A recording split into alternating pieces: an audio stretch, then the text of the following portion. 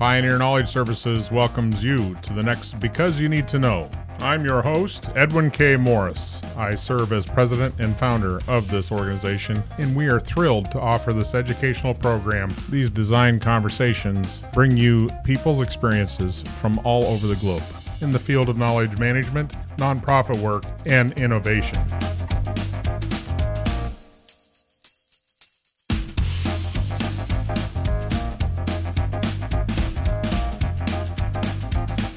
Thank you for listening to Because You Need to Know, the reference podcast in knowledge management.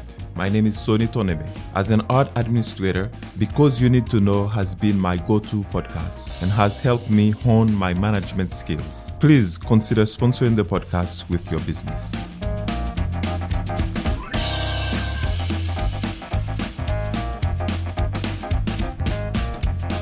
My name is Sven Rinke. I live in Vienna, Austria. I'm currently working at SimCorp, which is a Danish software and services provider for investment management solutions. And in the company, I work as Director of Knowledge Management and Learning Strategy in Client Services. The last book I read was The Birth of String Theory. And that was important to me because it took me back to my days when I was getting my PhD, learning about string theory in graduate school. And it connects to knowledge management in the sense that it talks about from the pioneers of string theory, from their point of view, how they got into the field, how they interacted with one another, how they made connections and built their expertise by not just doing research, but also conversing with one another, working with one another in a pioneer field. Maybe the absolute best advice that I've received was to be in the moment always. And that was from my wife. I just had a session with my mentor, Stan Garfield. He was my mentor for the last 6 months or so as part of a mentoring program that was advocated through the SIAKM community. He was actually the person from afar, from listening to podcasts, from reading his blogs, who educated me and got me to think about how to implement knowledge management practices within my organization. Or take the first baby steps, let's say. Well, I think probably most of the listeners have had some kind of interface or some association with a conference in some form or fashion in their lives. What your organization is doing is being able to create an activity within the framework of the organization to build cultural strength. Can you give us some details how that works? Sure. A few years ago, in 2018, we underwent some transformation within the organization. And we had the need to share knowledge about that transformation and new ways of working. And what we started doing is so-called virtual conferences that started really small within a department, where it was on a monthly cadence, 3-4 sessions where individuals shared what they had learned, their good practice. Something that they'd done either with clients or with our product or with our services. And that grew from 2018 with few participants per sessions, maybe in the first year on average 20 participants, to now monthly sessions that per session have on average 150 participants. We have in a company that has 2,500 people working there, over 1,800 people subscribe to receive the invitations, roughly 1,000 people per month dialing into these sessions to learn purely internally what others have done, what we have learned, what we are doing. It creates a sense of belonging to the organization. It helps with the sense making. What are we doing as an organization? To whose benefit? What is the person maybe not next to me doing? Because I know what I'm doing and I know what the person next to me is doing. But what's the person doing afar? What are we doing in the Philippines or in Mexico versus me being in Vienna? I get what you're doing. You're shortcutting people in a sense to be able to communicate and network and see each other and hear each other and build relationship. But is it formal? Is it just, oh, here's the mic, it's open mic night kind of thing? Or is there a formula you follow? There's a formula we follow, and the formula is that it is meant to be informal. So it's not meant to be something that takes a long time to prepare. it should be something that you're intimately familiar with because you're doing it or you have been doing it. It is a formula in the sense that it's 30 minute sessions, not longer. It's 20 to 25 minutes. Give a presentation or talk about a topic that you are familiar with, you're interested in, and you want to share. And then it's time for Q&A. And the purpose of it is to get other people familiar with what you're doing, maybe connect with you afterwards because somebody who dialed in finds out, oh, that person is doing something that is important for what I'm doing, or maybe has done something that I'm about to do.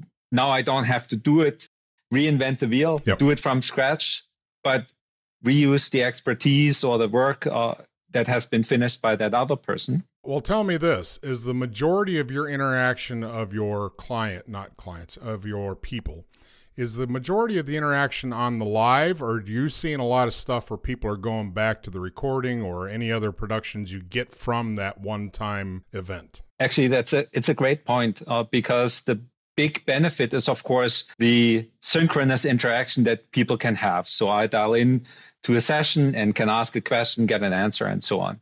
But we also see that we started out creating this repository of recordings and presentations from the start. It has grown to be a repository of over 300 recordings and presentations. One of the best things I heard the other day was from a colleague of mine who said, this has become my knowledge base. Wow. If I want to learn about something, I go here. And I see that there's a lot of people visiting, like between 50 and 150 unique visitors to the repository on SharePoint a day. Yeah, they're accessing it. People go to it to look at it, to reuse the material, and we made it really easy to access it. Yeah. And we used low tech, we use Excel, believe it or not, as an embedded way of having all the information regarding what was the topic, oh, interesting, what was the content, who was the speaker. It's also meant for expertise location. So I want to learn about a topic. Not only do I have the recording or the presentation, I also know who spoke about it, who I may be able to contact about it. So at multiple purposes, that's also what creates a lot of value. Is this a whole shake and bake something you guys came up with? I mean, did you just No, actually, somebody else came up with it, but so I don't want to take all the credit. And we had a knowledge management director before in 2018, but he left the company. I found it quite valuable. So I took it on me as not as part of my job, but sort of as part of my hobby. Got it. So in addition to my regular job, I curated this entire virtual conference setup. And based on the feedback that I received or we received for doing this, the positive feedback, we augmented what we were doing. We expanded the audience because suddenly it was like, oh, I heard you're doing these sessions for your department. Yeah. I think these topics are also relevant for us. Can we participate? And my boss said, hey, why don't you invite the salespeople? Why don't you invite the product people? And so on. And I said, well, I'll happily extend the audience in the sense that I let them know that here is where you can sign up, but I'm not going to conscript anybody. Yeah. It's purely voluntary. One thing that I was and am vehemently against is to say, oh, sign up all the new joiners to the mailing list to get the invites automatically. No, people have to voluntarily sign up. It should not be something that is forced upon them or that makes them feel it's forced upon them. Both the signing up to the sessions as well as the participation in the sessions, purely voluntary. Was that a difficult decision? I mean, who had that decision? Because I've heard it go both ways. Everybody will play, you will participate, you will engage. So I've felt quite a level of ownership over the concept. And it's been mainly my decision what we do and how we do it. I've taken the feedback into account and the input that I've received over the years from the people both participating and giving advice and so on. But I try to actually take what I've learned from all the podcasts and the blogs I read and hear about what works with people and so on, taking the people aspect into account. So you've created a social media. This is a social media connector. Essentially. Yeah, with a purpose. I mean, versus social media, which has various purposes, but this is a designed approach that is not mandatory, that people are coming to the well and hearing third-party comments, and they're like, what? What's this stuff? And you don't even have to sell it. No, I don't have to sell it. People flock to it, I would say. And, new joiners hear about it from their buddies or from other people. Hey, this thing, and you can learn about different topics. If you want to learn more about that, go back there and, have a look at the repository. And it's just a great way for sharing knowledge. Is it unusual, do you think, in that your culture's prime for a learning culture anyway? Is that why you don't have to sell it? So curiosity or being curious is part of our values. And so is collaborative, courageous, and caring. And the last one, not least one, is customer success driven. But in particular, being curious, being collaborative, being courageous, and being caring, that's all aspects to me of knowledge management and knowledge sharing. Absolutely. And customer success driven as well, in the sense that we are here for a purpose. We are not here for the purpose, or as my CEO, when I was hired, said, who pays your salary? It's not your company. It's not SimCorp. It's the clients. It's the customers. Customer. Yeah, that's a good way to look at it. Mm-hmm. One thing I pulled up from your website under its Who We Are section. Yes. They state creating a workplace that offers meaning and growth opportunities. It sounds to me this is just not fluff. It sounds to me this is a bona fide. Your culture operates in this mindset. Yes. So growth is one of our mantras, I would say. Individual growth, individual learning. As I said, being curious and developing yourself in your practice, what you do every day, but also learn about what others are doing or why you're doing it, right? Who benefits from it in terms of our clients. And clients can also be internal for internally facing functions, right? Not just for our consultants or product people or sales people who interact maybe with clients on a regular basis, but also internally, I see a lot of people from HR, people and culture, as we call it now, or finance, who don't interact with our clients, who are service functions within the organizations, who are still curious and want to learn more what we do as an organizations and what are the different parts of the organizations are doing. And the virtual conference setup is a good vehicle for them to learn about that in a very low level way. It's not a training that you have to attend. In some frameworks in knowledge flow, we talk about pull and push. So in a corporate structure, there's the normal flow of push. Push it out, push it out, push it out. The pull has more value because those people, like you said, are inquisitive. They want to learn things. They don't know, so they're going to go find out. Not everybody's built that way. No. So I have to ask, how do you hire that way? Well, so what's the big secret? What is there one question you always ask and that's how you know? No, so I've hired a few people in my tenure at SimCorp, and I wouldn't say I have one question or a secret thing that's find out. You just have to get a feel of, are these people who can go out on a limb, who want to learn, who are curious. So we hire for culture, I would say, as well. Everybody's different, right? And everybody's way of learning or way of interacting is slightly different. So there's not one way that you can say, if you check this tick box, then you're the one for us. Then yeah. That's always a good question because I think the hiring part for the type of characteristics which make a good knowledge sharer, knowledge developer, which is integral to a good knowledge culture. You're right. There's no way you can just, here's a Rubik's Cube. If you can solve this Rubik's Cube in 35 seconds, you're in.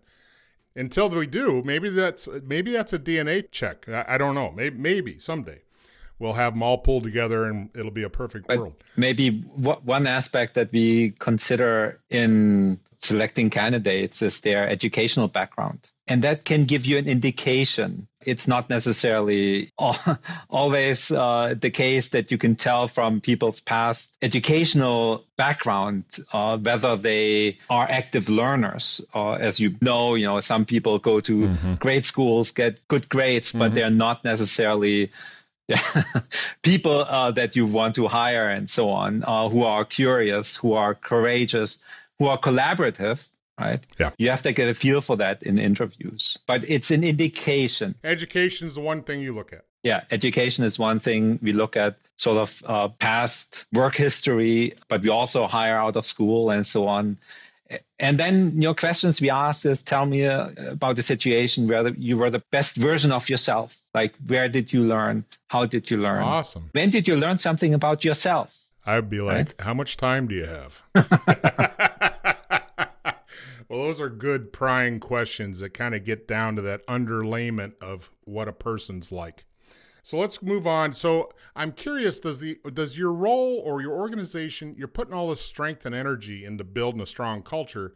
What are you measuring? Because everybody likes to have a dashboard. We want to see where we're at. How do you measure culture? You can't really measure culture, right? Culture is, the way I see it, more an emergent property of the interactions of people. Some people say culture drives performance. Sure. And you can measure performance, but you can also have a bad culture create good performance. And so you cannot say from this is a well-performing organization that it has a great culture. A great culture can enable that, but it's not a given. And so measuring culture, I feel like, is very difficult. But something like what we have with these virtual knowledge sharing sessions and the participation, that people are curious, that people help each other, that they are open to helping one another, collaborating with one another, care about one another. I think that's indications, but it's not really that well measurable. What would be the biggest pulse check? If you had to tell somebody, man, this is the one thing you want to look for, and feeling that out, where do you go for the actual pulse of? And I know what you're saying. Culture is not equal to performance, but so we do, of course, like the regular pulse surveys or employee surveys, right? But they tell you only so much, I would say. Okay. They give an indication of how people feel within the organization. And then there are some targeted questions regarding, I mentioned our values, right? Curious, collaborative, courageous, caring, customer success driven. How well are we doing with regards to those? But there's not one question, I would say, that weeds this out. Okay. It's a bit like trying to mesh that all together, all the information that you get, and then, having one number out of it that says, oh, this is great or this is not great, and comparing. I'm not a big fan of that, I have to say. I keep steering the conversation towards this because of your background. I would think for a scientist such as yourself, you'd have figured out some kind of formula by now that would make this much easier. So,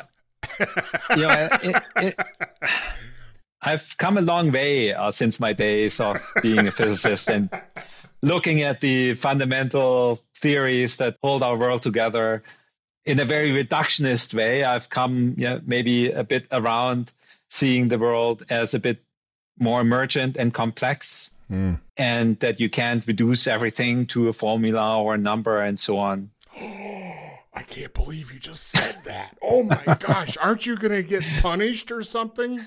Nope, I'm not. What I really value when I see it is, and try to model also in my behavior, is the interpersonal interaction. One thing that probably familiar with, you can be efficient with things, but you have to be effective with people. And being effective with people and people-to-people interactions, that's typically not efficient. And trying to be efficient in that is very detrimental to the interpersonal relationship. And so I have employees. I used to have more employees when I was in a different role.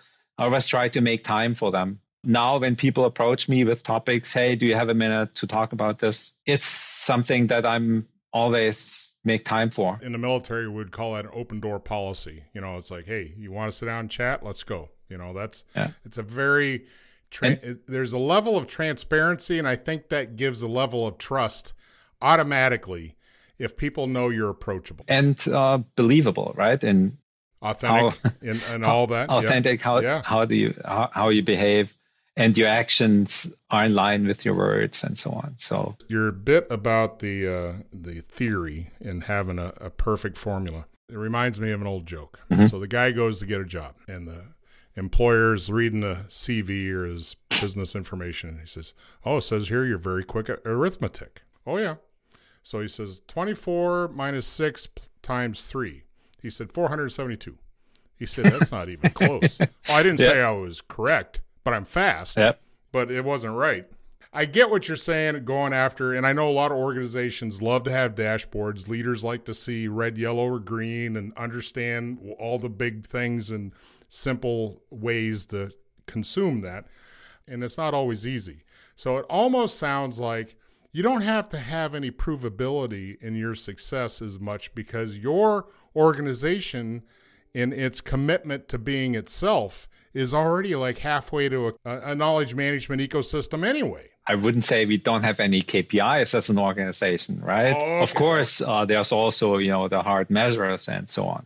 In what I'm doing, I do some kind of metrics with, for instance, virtual knowledge sharing sessions, and they should also contribute to our organizational capabilities or the competencies that we have within the organization, that people learn, that we measure learning in a sense, right? Or people's expertise development in that sense. And for the virtual conference sessions, for instance, I publish once a year in the beginning of the year, sort of how many sessions did we have? What were the learning hours delivered? Oh, yeah. Actually, that was triggered by our DEI lead asking me, hey, do you have these statistics so we can put it in our sustainability report? I said, I don't, but I can probably generate them.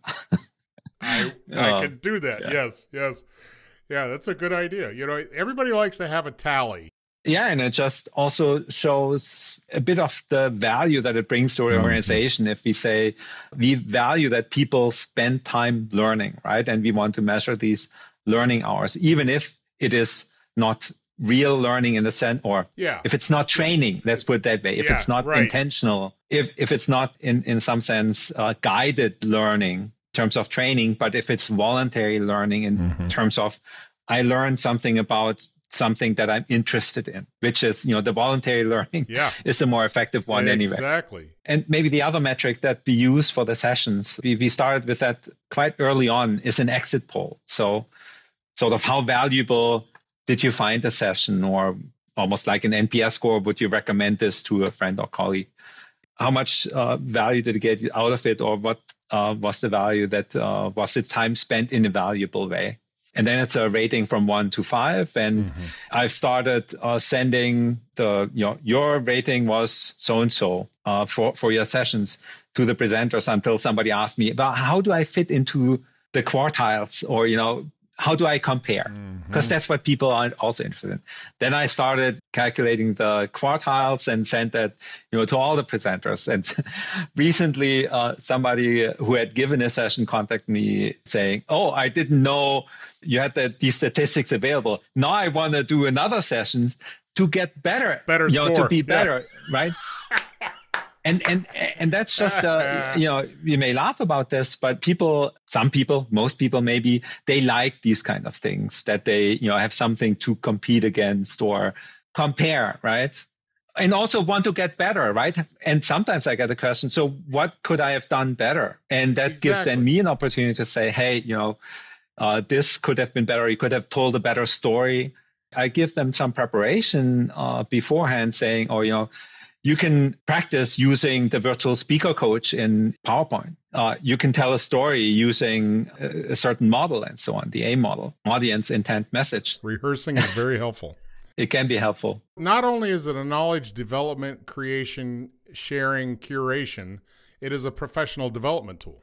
Yes. And I tell people, who say, oh, I don't know if my topic or if I can talk about something in that large audience, because it is a large audience, right? You're talking to 100, 150. The largest audience I think we had was when somebody talked about generative AI, and we had almost 400 people dialing in. That is a large audience. That's a large part of the organization that you're speaking to, right? And that can put pressure on people, but this is a way for you to also practice public speaking. Well, speaking of speaking, in a safe environment, yes. Well, yeah, safe environment, that's a big plus. Not everybody gets that opportunity. Exactly. That's why it is a good learning opportunity. It really is a good learning opportunity. So define for the listeners what you define knowledge management as. Well, With that, I want to start with what knowledge is, right? So, and I actually like the ISO definition in that knowledge is a human organizational asset that enables effective decisions and action in context. And this in context is very important. It is. In context gives an impression that it's temporal. You know, there's a time relationship here. It's yes, and also it's in relation to something, right? It can be people, it can be things. Like, where do I apply it? It has to be applicable to something. Yeah, you're not going to tell everybody how you make the best cookies and have that somehow be valuable to the organization unless you're making cookies. Yeah. But yeah, I got you. And then knowledge management is sort of how do you create an environment, create the conditions so that that knowledge, that asset, be it human or organizational, can be developed, can be used, can be put to good use so that it enables a better organizational performance. And then the entire life cycle of knowledge assets, talk about explicit knowledge. You know, Dave Snowden likes to talk about knowledge being both a thing and a flow. How do you also enable the flow of embodied knowledge? Not everything can or should be written down or put into explicit form, but how do you connect people so that you enable people to develop expertise, not just by doing things themselves, making mistakes. I always like to say you learn best by making mistakes, by doing things and making mistakes. Can be a very hard way to learn, can be an expensive way to learn. And the second best way is to learn from the mistakes of others. And that's why connecting people, providing mentoring opportunities or social learning and collaboration spaces where people can learn from each other and also learn from the mistakes the more maybe expert person has made, who hopefully feels safe enough to talk about how they screwed up at some point in time and what mayhem that may have created, but what they've learned from it and now also willing to share with others so that they don't make the same mistake. To me, that's almost a more important way than just doing the explicit knowledge management. Everything you just described set an environment in my mind is totally action-oriented. There is a endeavor to create actionable knowledge that's useful, valuable, and relative, not just to create content to create content. So there's ownership, and I think you used that early on, the concept of, you're talking about your position, that you own this, you're kind of run the shop. Yeah. There is a ability that comes when given ownership or agency to run something or to deliver something. It's like Dan Pink Motivation 2.0, right? Motivation is autonomy, mastery, and purpose. Who is that? Dan Pink. He wrote a book where he talks about that. And this autonomy piece, that I feel agency over what I'm doing. The mastery, I feel fairly confident in what I'm doing. And I develop my practice. I develop my mastery. And then the purpose, it's not just I'm not doing something for the sake of it, but it fits into a broader perspective. Also, the sense of belong to an organization who provides some value for another organization, clients, or the greater good can also feed into that purpose element. Well, it kind of goes back to an old saying that it's something like, if you love what you do, then it's not work. Exactly. Actually, sometimes I've been asked, if you would win the lottery and you wouldn't have to work anymore, would you still do what you're doing? And I said, yes, I love it because I learn also from the interactions that I have with people. It's a constant learning cycle for me. And as long as I live, I hopefully will continue to have this drive to learn. It's almost like you're operating a schoolhouse in some degree because you're in that flow, you're in the mix. And I hear what you're saying because that's what I love about what I do, because it's a constant exchange. It's a constant creation of new knowledge just through conversation and or new things coming. And it makes a very engaging and thriving community. Yeah, and you are able to connect people with people. All comes down to the people. So I'm going to have to say that out of the three legs of the KM stool, people, process, and technology, you're pretty much a people all people? People. I would say so. There's process technology. I'm also a bit of governance, I would say. I'm big on, well, there needs to be a structure that puts people first, but there also, if you leave things alone, as a physicist, I know entropy rises and, we'll have heat death or chaos at the end of the day.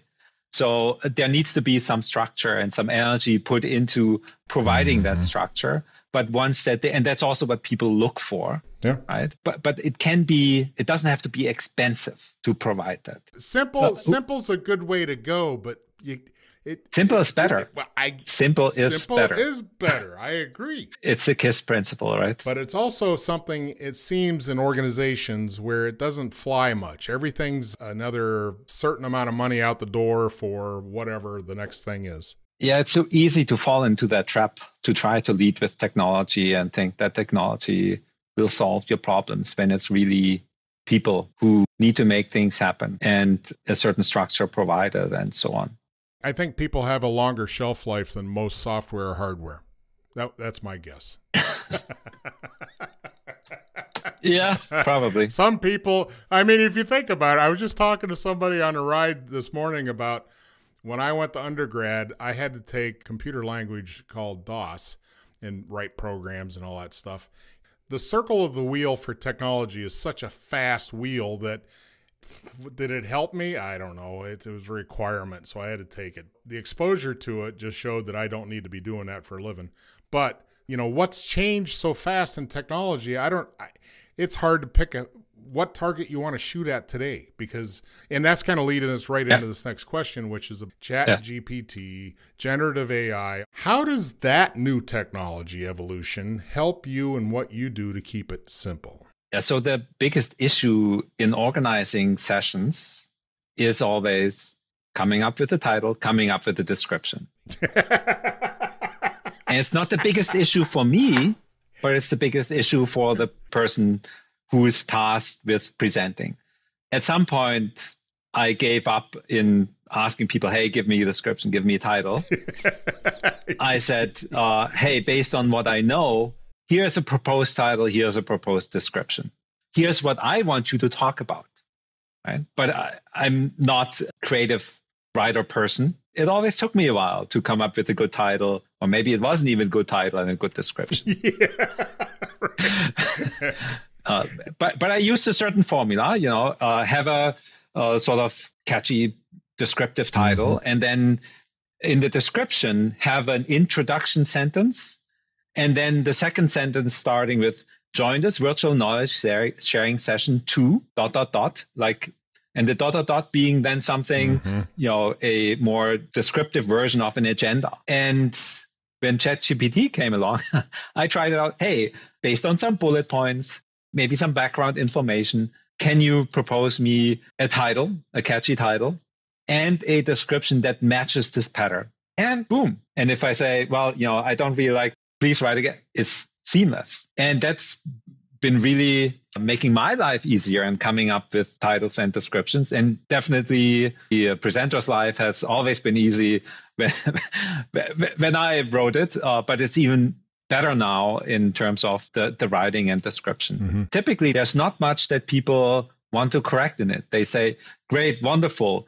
Well, you've simplified the process because, as you said, you kept waiting for them to supply it, and people are people. And it's not their main job, right? I need to make it easy for them. And that's one way of making it easy for them so that they essentially only have to show up, ideally have a bit of practice before. To me, it's been really a great tool to draft something that then I can work with. Well, it's that first version, right? It's like, how do you write a book? You sit down, you start on page 1. And that just, there's a mental block, I think, for a lot of folks. They're like, oh, geez. The blank sheet of paper.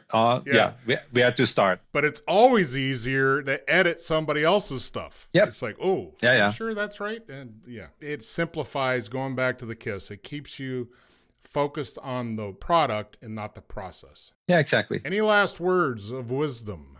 Oh, great Sven. Yeah, connect with me on LinkedIn. I'm a big fan of hierarchies, personal knowledge mastery framework, Seek, Sense, Share. I don't know if you're familiar with it. I'm not. I like to, through podcasts, through articles, through material that I see or conferences, seek information and knowledge, sense it, try to make sense of it. How does it relate to me? What do I learn from it? And then share back to an audience. I post on LinkedIn every now and then also about podcasts. I've posted about your podcasts in the past. You have. And for me, that's just a way also for me to process the knowledge and share it then with a wide audience in the hopes that somebody else can benefit from it. And I'm always happy to interact with people or when people comment on stuff that I post, to have a dialogue with them. Sometimes it becomes more of a friendship or relationship, or I invite them to give a talk within our organization. So some of the sessions that I organize are also with people external to the organization. And that's also a great way to educate the organization or get some exposure within a different organization if somebody is interested in that. That's pretty open-minded thinking you have there. Thanks.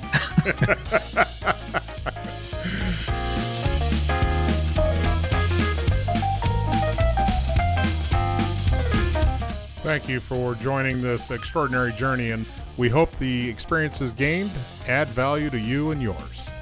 See you next time at Because You Need to Know. If you'd like to contact us, please email byntk@pioneer-ks.org or find us on LinkedIn.